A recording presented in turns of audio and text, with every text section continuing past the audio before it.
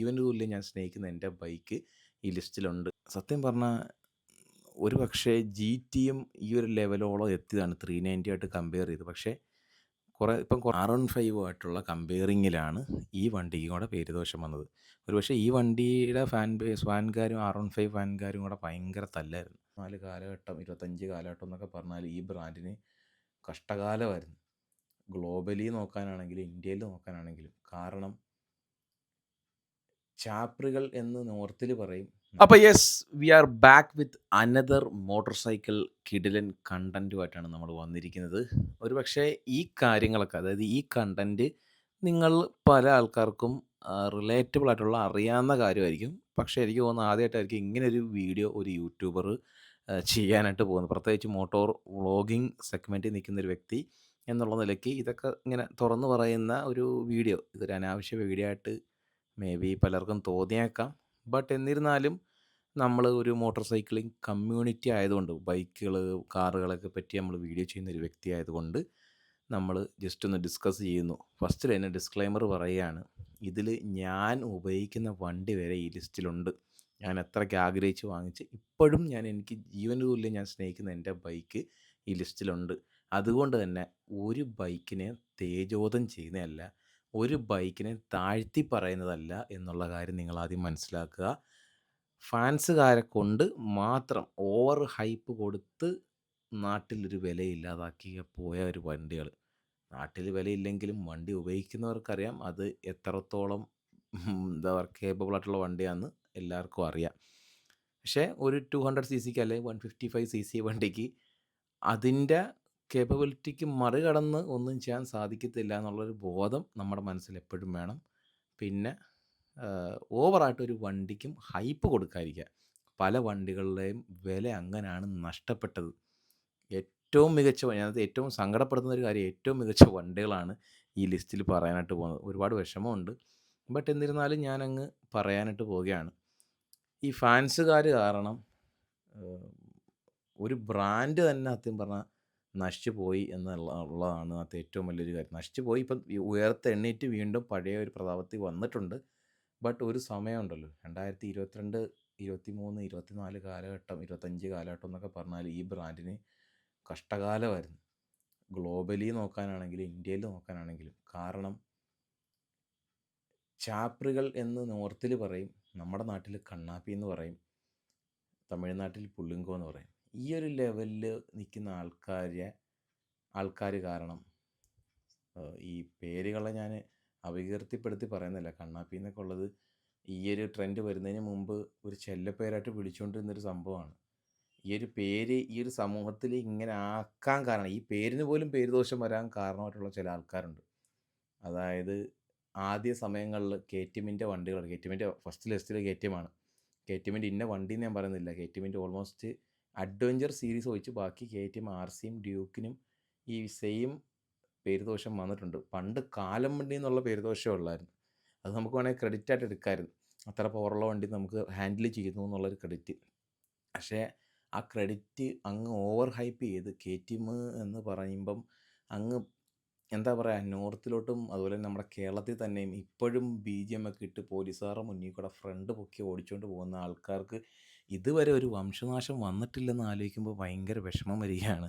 കാരണം നമ്മുടെ riding community ഒരു ഹെൽമെറ്റൊക്കെ ഇട്ടുകൊണ്ട് വെളിയിലിറങ്ങാൻ തന്നെ ഒരു നാണക്കേട് തോന്നുന്ന രീതിയിലുള്ള കുറേ ആൾക്കാർ നമ്മുടെ കേരളത്തിലാണെങ്കിലും അതുപോലെ തന്നെ എന്താ പറയുക നോർത്തിലൊക്കെ ആണെങ്കിലും ഈ കെ ടി എമ്മിന് പേരുദോഷം ഒപ്പിച്ചു വെച്ചു. അതുകൊണ്ട് തന്നെ സെയിൽസ് നല്ല രീതിയിൽ തന്നെ ബാധിച്ചു. ഇന്ത്യയിലൊട്ടാകെ ഈ വണ്ടിക്ക് ബാധിച്ചു. കെ ടി എം എടുക്കാൻ തന്നെ ആൾക്കാർ മടിക്കുന്നൊരു സമയം എത്തി. അത്രയ്ക്ക് പേരുദോഷം വന്നു. ചാപ്പറുകൾ, അതായത് വണ്ടി എടുത്തുകൊണ്ട് ഡ്രാഗ് റേസ് അടിക്കുക, പോലീസുകാരുടെ ഫ്രണ്ടിൽ കൂടെ വീല് അടിച്ചുകൊണ്ട് പോയിട്ട് അത് റീലാക്കി ഇടുക, അതുപോലെ തന്നെ ടോപ്പ് സ്പീഡിൻ്റെ മാത്രം വീഡിയോ ഇടുക. എന്ത് ലോജിക്കാണ്. നമ്മൾ ടോപ്പ് സ്പീഡ് നോക്കണ്ടെന്ന് പറയുന്നില്ല, വീല് ചെയ്യണ്ടെന്ന് പറയുന്നില്ല, അതുപോലെ തന്നെ റീല് ചെയ്യണ്ടെന്നും പറയുന്നില്ല. പക്ഷേ ഇതൊക്കെ പബ്ലിക് ന്യൂസൻസ് ആയിട്ട് ചെയ്യുമ്പോഴാണ് വിഷയങ്ങൾ വരുന്നത്. അതൊരു ക്രെഡിറ്റായിട്ട് കണ്ട് ചെയ്യുമ്പോഴാണ് ഒരു വിഷയമാകുന്നത്. ഹെൽമെറ്റ് ഊരാത്തതും ഹെൽമെറ്റ് ഇടാത്തതും ഓരോരുത്തർ ഇഷ്ടമാണ്. പക്ഷേ അത് നമ്മൾ എന്താ പറയുക, നിരന്തരമായി പബ്ലിക്കിൽ കൂടെയൊക്കെ ഇങ്ങനെ ആക്സിഡൻ്റ് ആകുന്നത്, പബ്ലിക്കിൽ കൂടെ ഇങ്ങനെ വെട്ടിച്ച് പോകുന്നതൊക്കെ വിടുമ്പം സ്വാഭാവികമായിട്ടും ആ വണ്ടിയോട് തന്നെ നമുക്ക് നമ്മുടെ മനസ്സിലൊരു ഇതുണ്ടാവും. പക്ഷേ വണ്ടി ഞാൻ പറഞ്ഞില്ലേ, KTM എന്ന് പറഞ്ഞ വണ്ടിയെ പറ്റി പ്രത്യേകിച്ച് പറയണ്ടല്ലോ. രണ്ടാമത്തെ വണ്ടി എന്ന് പറയുന്നതാണ് എൻ്റെ വണ്ടി R15 വെർഷൻ 3. എൻ്റെ പൊന്നടാവേ, ഞാൻ എടുക്കുന്ന സമയത്ത് ഇത്രയും വിഷയമില്ലായിരുന്നു. ഇപ്പം കുറേയൊക്കെ ഒതുങ്ങി. ഒരു കഴിഞ്ഞ വർഷം വരെ 2024 വരെ മാരകമായിട്ടുള്ള വിഷയങ്ങളായിരുന്നു R15ൻ്റെ റീൽ തുറന്നാൽ വരുന്നത്. 155cc വെച്ച് 250cc വരെ പിടിക്കുന്ന വണ്ടി എന്നുള്ള ലെവലിൽ സംഭവം. അതിൽ VVA ടെക്നോളജി ഉണ്ട്. അതുകൊണ്ട് തന്നെ ഹയർ RPMൽ മോർ എയറും കയറിയിട്ട് നല്ല രീതിയിൽ പെർഫോമൻസ് ടോപ്പ് എൻഡിൽ കിട്ടും 7500 RPM കഴിയുമ്പോൾ. ഇതെന്തോ ടർബോ ഒക്കെയാണ് എന്നുള്ള രീതിയിൽ VVA എന്താ പറയുക, നോസ് എന്നൊക്കെ പറഞ്ഞിട്ട് നൈട്രജൻ എന്നുള്ള രീതിയിലൊക്കെ കണ്ട്, അതേ ലെവലിലൊക്കെ കണ്ട് ആ വണ്ടിയെ ടോപ്പ് എൻഡ് അടിക്കാൻ വേണ്ടി മാത്രമുള്ള വണ്ടിയായിട്ട് കണ്ടു. സത്യം പറഞ്ഞാൽ ആ വണ്ടിയുടെ കേപ്പബിലിറ്റി എന്ന് പറഞ്ഞു കഴിഞ്ഞാൽ ഒരു ട്രാക്ക് ഓറിയൻറ്റഡ് ആയിട്ടുള്ള ഒരു entry level sports bike. Top സ്പീഡുണ്ട്, സംഭവം സത്യമാണ്, ഹൈ റെവിങ് ആണ്. പക്ഷേ നമ്മുടെ റോഡിൽ കൂടെ 150 എത്തണമെങ്കിൽ, പ്രത്യേകിച്ച് കേരളത്തിൽ കൂടെ ഒക്കെ എത്തണമെങ്കിൽ എത്രത്തോളം റിസ്ക് എടുക്കണമെന്ന് നമ്മളൊന്ന് ആലോചിച്ച് നോക്കി. എത്രത്തോളം വെയിറ്റ് ചെയ്യണം R15നെ സംബന്ധിച്ച് അതിലോട്ട് എത്തിപ്പെടാൻ. അപ്പം തീർച്ചയായിട്ടും അതൊരു വലിയ റിസ്ക്കാണ്. അതുപോലത്തെ ഒരുപാട് വീഡിയോസ് ഇറങ്ങി. ഈ വണ്ടിയെ 250cc ആയിട്ടൊക്കെ കമ്പയർ ചെയ്യാൻ തുടങ്ങി. സംഭവം 150cc മുകളിലുള്ള പെർഫോമൻസ് ആണ്. പക്ഷേ നമ്മളതിനെ ഓവറായിട്ടങ്ങ് ഹൈപ്പ് കൊടുത്ത് അതിൻ്റെ വില നശിച്ച്. അത് ഞാൻ പറയാതിരിക്കാൻ പറ്റത്തില്ല.